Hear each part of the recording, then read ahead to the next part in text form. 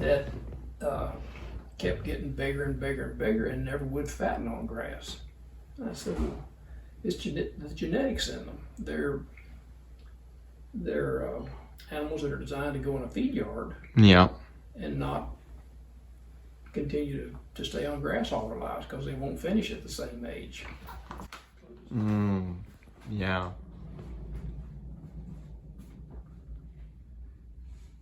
Which you really want, for grass-based genetics, you really want an animal that will not just keep putting on frame, but stop and then fatten up and just do it with the grass. And that is the very reason it's so much of the grass-fed early on, and it's gotten better over time, but early on, most of the grass-fed beef on the market was a substandard product. The consumer would buy it, and they didn't know how to cook it because they were trying to cook it like you would corn-fed. Right. Yeah. And they had an eating experience that was very unsatisfactory, so they were just a one-time buyer. So anyway, that told me that if you're getting in the grass-fed world and expected to produce a high-quality product, and I think you've got to have some fat in beef to give it more flavor. Now, granted, there is some lean beef that does have adequate flavor, but if you can add a little bit of fat to it, fat seems to taste better. Yeah. People like a little fat. That's right. And also, you've got to pay attention to the reproductive side of it. The sisters of those steers need to make cows. Yeah. Unless you recognize that they're terminals and you send all the heifers to the feedlot. Wow. So anyway, we got to looking around the U.S. for genetics that would produce a product like that, and we just couldn't find them. They weren't. There were some out there, but not nearly enough. And that prompted you to go ahead and start your own genetics for the Angus breed to make it available. Yeah, to get some good grass-based genetics Angus. Absolutely. Because certainly, it really isn't the Angus breed in and of itself's fault. No. The Angus breed is a great breed. It is. And it's more eating qualities in beef is not specific to any one breed. Primarily the English breeds,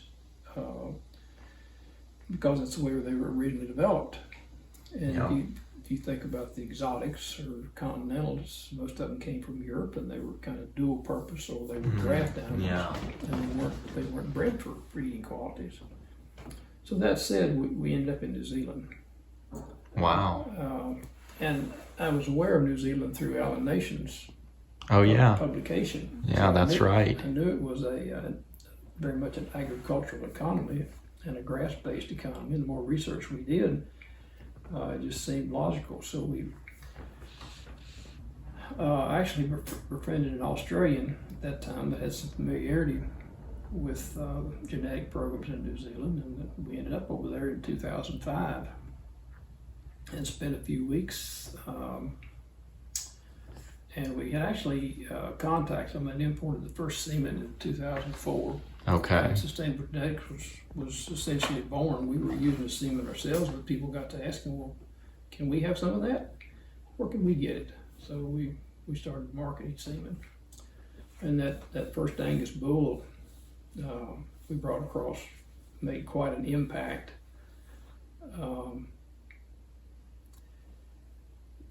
We have documented that his blood is in all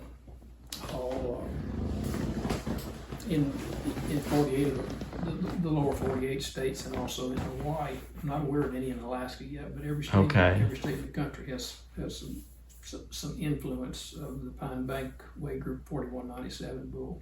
That you originally imported now almost 20, well, not quite 20 years. Wow. But the draw for the Pine Bank Angus herd in New Zealand was their breeding programs and the people. They're the finest people you'll ever work with and ever meet. But their breeding program, I say it's quite simple. They laid out years ago, the founder of Pine Bank, working with a Chinese geneticist at Massey University, laid out a 100-year breeding program, selecting cattle on grass, toad forage, no supplementation, selecting for maximum growth in a 42-day breeding season. Okay, wow. So that's a month and a half. Yeah, not even. It gives them 2 cycles. Yep, 2 Anything complete that cycles. doesn't get bred in that 42 days, they get rid of. And over a period of those years, and this started back in the 1940s, Okay. Basically selecting for growth and allowing reproductive efficiency to control the mature size within that given environment.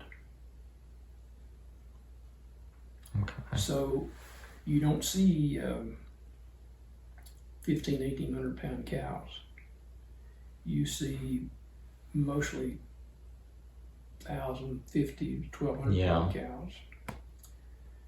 But you will notice that there will be a lot of older cows.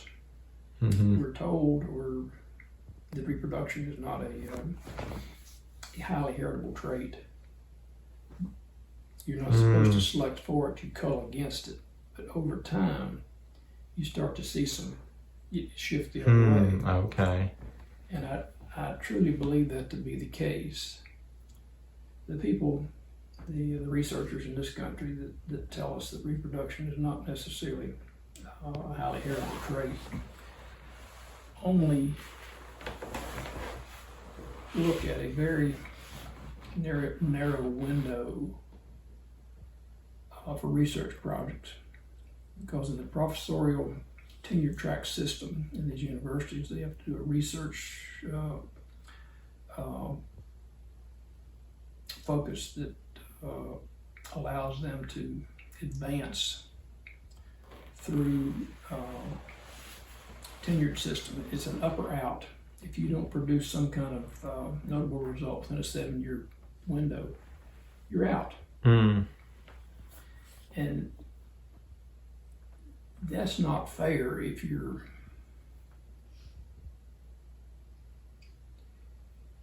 long-term goal is to breed a superior herd of cows that will work in a minimal input forage-based system. And I can say this because I looked at the Pine Bank program that started in those days, and how you see cow families with deep pedigrees that are just full of teenage cows. And then to add one more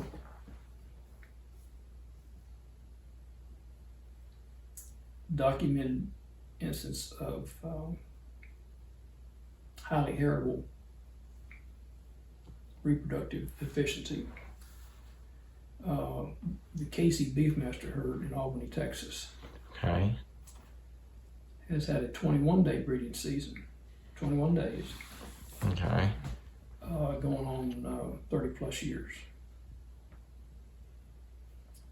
And to walk through that herd of cows and see the number of teenage cows there is remarkable. Okay. You're saying there's not a lot of teenage cows in there there? there are a lot. There are a lot, So those, okay. Those are cows that get bred every year within 21 days, or they're gone. Okay. Whereas an older, with the 42-day cycle, you could keep a lot of the older cows. Well, you could, but here's the reason that is important.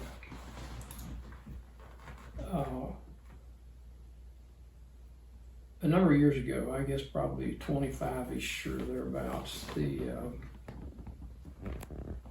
along with USDA and University Extension people, started a data collection system called SPA, Standard Performance Analysis, Okay.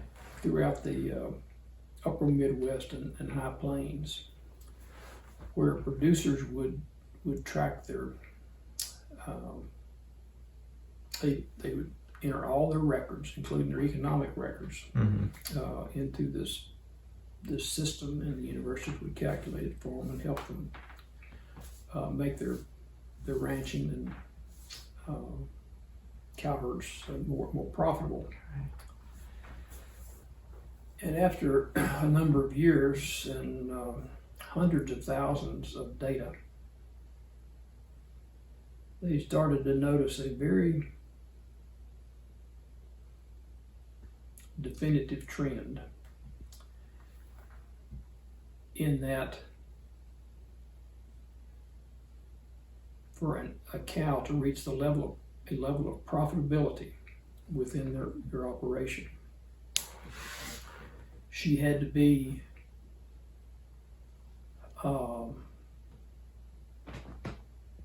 somewhere in the range of 6 years old. Just to pay for herself and, yes. and do well. Yeah. Right. So meaning she had to stay there for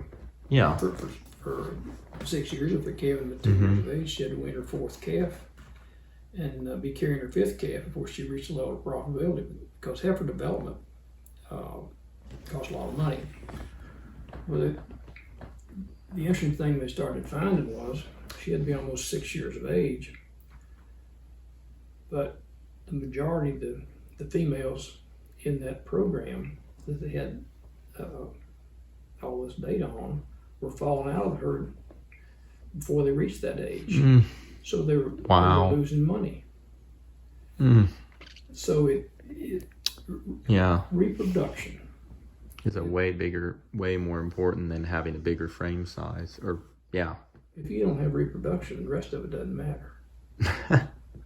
I mean, it's not rocket science.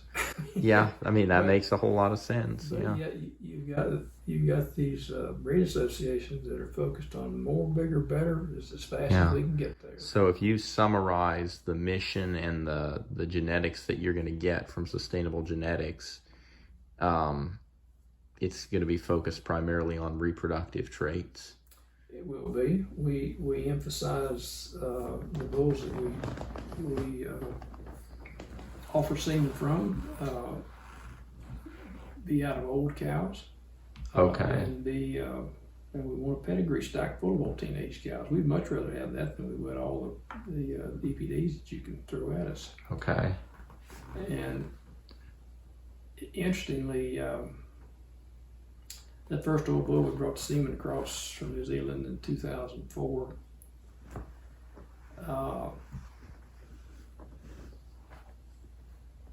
When the semen first got here, and people learned about it, he was kind of a novelty too. So people used him. And he was pretty good. But then people like, something new and different every year. So after about 3 or 4 years, the semen sales on the bull kind of tailed off. But then here a few years later, I started getting calls from people saying that they've got these 10-year-old daughters of this bull, and they wanted more of them. So anyway, we fortunately still had some semen on hand, and were able to accommodate them. So you primarily right now are selling semen. You're collecting semen from different high quality bulls around the country and reselling it. It is. We own a few of them, we lease a few of them, and then we just sell the semen from the owner on a collaborative effort. So you also sell some bulls probably then? We do. We sell bulls for people, our customers. So you're really, if you could summarize sustainable genetics, you're helping a lot with, getting good genetics, but it's not so much that you have this massive seed stock herd that is just your own. You have some, like you said, you own, but you're putting together a lot of people's herds to have a huge wealth or base to draw from. We do access to genetics from a number of our 7 beef breeds and 1 dairy breed, but we'll get into that in a little bit. Okay. Well, I'm going to stop the video here, Bill, and thank you for talking about this and continue to share.